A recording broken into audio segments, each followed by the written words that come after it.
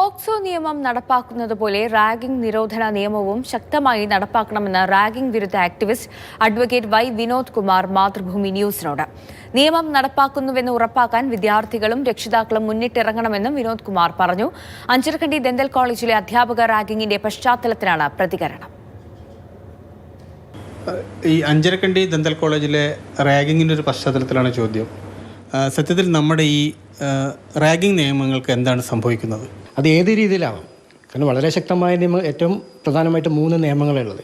UGC regulation 2009, അല്ലെങ്കിൽ UGC ഉണ്ടാക്കിയ നിയമം 2009 ഉണ്ടാക്കിയത്. ഇപ്പോൾ കേരളത്തിലാണെങ്കിൽ 1998 Kerala prohibition of ragging act. അതുകൂടാതെ BNS, ഭാരതീയ ന്യായ സംഹിത. ഇത്രയും ശക്തമായ നിയമങ്ങൾ തന്നെയുണ്ട്. ഈ ശക്തമായ നിയമങ്ങൾ വേണ്ട വിധം നടപ്പാക്കിയാൽ 1% പോലും റാഗിംഗ് നടക്കില്ല. നമ്മളൊരു ഒരു കോളേജിൽ അല്ലെങ്കിൽ വിദ്യാഭ്യാസ സ്ഥാപനത്തിൽ ജോയിൻ ചെയ്യുമ്പോൾ തന്നെ അവിടുത്തെ പ്രോസ്പെക്ടസിനോടൊപ്പം ഒരു ഫ്രീ ആയിട്ട് ഈ 2009 UGC നിയമം നമുക്ക് കിട്ടും. ആ സാമാന്യ വിവരം നമുക്ക് കിട്ടിയാൽ തന്നെ അതെങ്ങനെ നടപ്പാക്കണം നമുക്ക് തന്നെ അറിയാം. ഈ നിയമങ്ങൾ ശരിക്ക് നടപ്പാക്കുന്നുണ്ടോ എന്ന് മോണിറ്റർ ചെയ്യാൻ എന്തെങ്കിലും സംവിധാനമുണ്ടോ? ഇനി അഥവാ നടപ്പാക്കിയില്ല എന്നൊരു ബോധ്യം വരികയാണെങ്കിൽ പരാതി ബോധിപ്പിക്കുന്നത് ഈ കോളേജിൽ തന്നെ ബോധിപ്പിക്കണമെന്നില്ല. UGCയുടെ ഒരു വെബ്സൈറ്റ് ഉണ്ട്, www.antiraging.in. ആ വെബ്സൈറ്റിൽ കുട്ടികൾക്കോ അല്ല രക്ഷിതാക്കൾക്കോ അല്ല പബ്ലിക്കിനോ ഇങ്ങനെ കാര്യം അവിടെ നടത്തുന്നില്ല എന്ന കാര്യം റിപ്പോർട്ട് ചെയ്യാം. അതുകൂടാതെ UGCയുടെ ടോൾ ഫ്രീ നമ്പർ ഉണ്ട്, 1800-180-5522. ഈ ടോൾ ഫ്രീ നമ്പറിൽ നമ്മൾ അറിയിക്കുകയാണെങ്കിൽ വിത്തിൻ 15 minutes ആക്ഷൻ വരും. പക്ഷേ ഇത്തരം കോളേജുകളിലൊക്കെ ഈ പരാതി പറഞ്ഞവരെല്ലാം തന്നെ വിക്ടിമൈസ് ചെയ്യപ്പെടുന്നൊരവസ്ഥയാണ് കാണുന്നത്.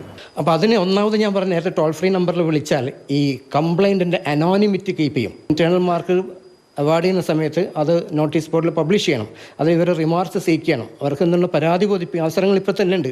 പക്ഷേ അത് കാര്യക്ഷമമായി നടക്കുന്നില്ല എന്നത് വിദ്യാഭ്യാസ വിദഗ്ധർ തന്നെ സമ്മതിക്കുന്ന കാര്യമാണ്. നമ്മൾ ഈ അഞ്ചരക്കണ്ടിയിലെ ദന്തൽ കോളേജിലെ വിദ്യാർത്ഥികളോട് ചോദിച്ചപ്പോൾ അവർക്ക് സത്യത്തിൽ ഇതിനെക്കുറിച്ചൊന്നും അറിയുന്നില്ല, അല്ലെങ്കിൽ അവർക്ക് ഇതിനെക്കുറിച്ച് അറിവില്ല എന്നാണ് തോന്നുന്നത്.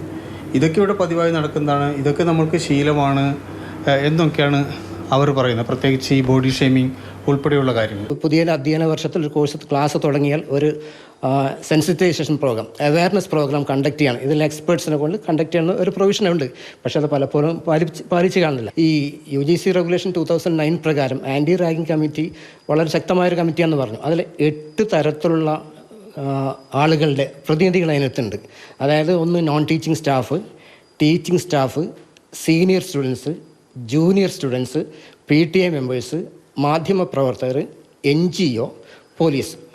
ഈ അഞ്ചരക്കണ്ടി മെഡിക്കൽ കോളേജിൽ തന്നെ നോക്കുകയാണെങ്കിൽ ഈ ആൻറ്റി റാഗിംഗ് കമ്മിറ്റിയുടെ ചെയർമാൻ പോലും ഡോക്ടർ MK റാമാണ്.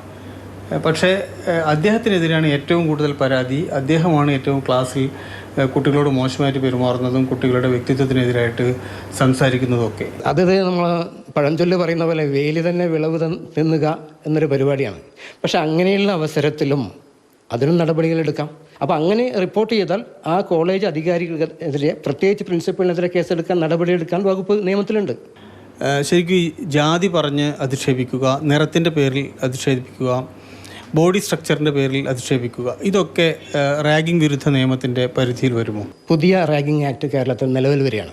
അപ്പോൾ ആ റാഗിംഗ് ആക്ടിൽ താങ്കൾ ഈ പറഞ്ഞ ഈ ഡെഫിനിഷൻസൊക്കെ, നിർവചനങ്ങളൊക്കെ ഉൾപ്പെടുത്തിയിട്ടുണ്ട് എന്നാണ് ഞാൻ അറിയുന്നത്. കേരളത്തിൽ അടുത്തിടെ നിയമം നടപ്പാക്കിയ ഏറ്റവും ശക്തമായൊരു നിയമമാണ് പോക്സോ നിയമം. ആ നിയമം പോലെ തന്നെയാണ് റാഗിംഗ് വിരുദ്ധ നിയമം, അത്ര തന്നെ ശക്തമാണ് എന്ന് വേണം നമുക്ക് പറയാം. പക്ഷേ ഈ റാഗിംഗ് വിരുദ്ധ നിയമത്തിൻ്റെ സ്പിരിറ്റ് നമുക്ക് എവിടെ വെച്ചാണ് ചോർന്നു പോയത്? പോക്സോ നിയമത്തിൻ്റെ പ്രത്യേകത വെച്ചാൽ അതൊരു വ്യാജമായ ഒരു കേസ് ഫയൽ ചെയ്താൽ, അത് വ്യാജമായി തെളിയുകയാണെങ്കിൽ പരാതിക്കാരനെതിരെയോ തിരിയും. അപ്പോൾ അങ്ങനെയൊരു വകുപ്പ് കൂടി ഈ പുതിയ നിയമത്തിലുണ്ട് എന്നാണ് ഞാൻ അറിയുന്നത്.